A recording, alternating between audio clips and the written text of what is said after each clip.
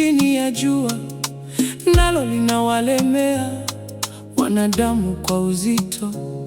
Mtu aliyepewa na Mungu mali, ukwasi na heshima, hata sipungukiwe na kitu chochote kwa nafsi yake.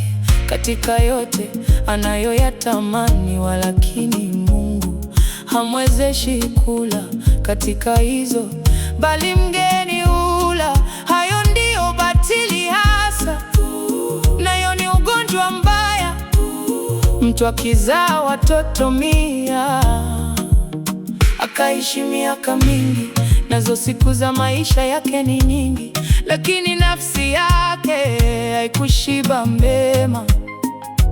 Tena ikiwa zaidi ya hayo amekosa maziko, mimi nasema heri mimba iliyoharibika kuliko huyo. Yani hiyo huja katika ubatili na huenda gizani, nalo jina lake limefunikwa giza.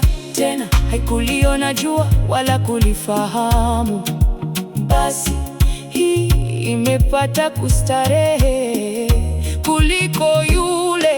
Na ajapoishi miaka 1000 mara 2, asijiburudishe kwa mema. Je, wote hawaendi mahali pamoja? Kazi yote ya binadamu ni kwa kinywa chake, walakini hata hivyo nafsi yake yashibi.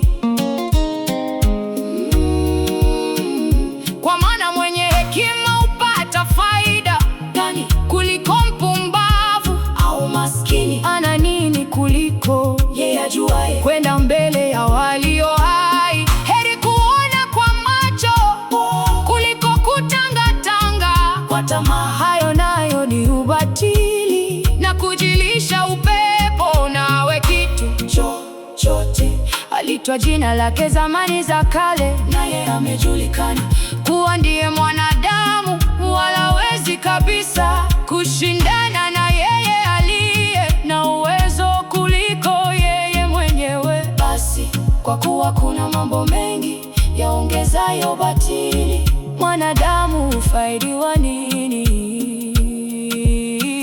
Kwa maana ni nani ajuaye yaliyo mema ya mwanadamu katika maisha yake? Siku zote za maisha yake ya ubatili anayoishi kama kivuli. Kwa maana ni nani awezaye kumweleza mwanadamu mambo yatakayofuata baada yake? Chini ya jua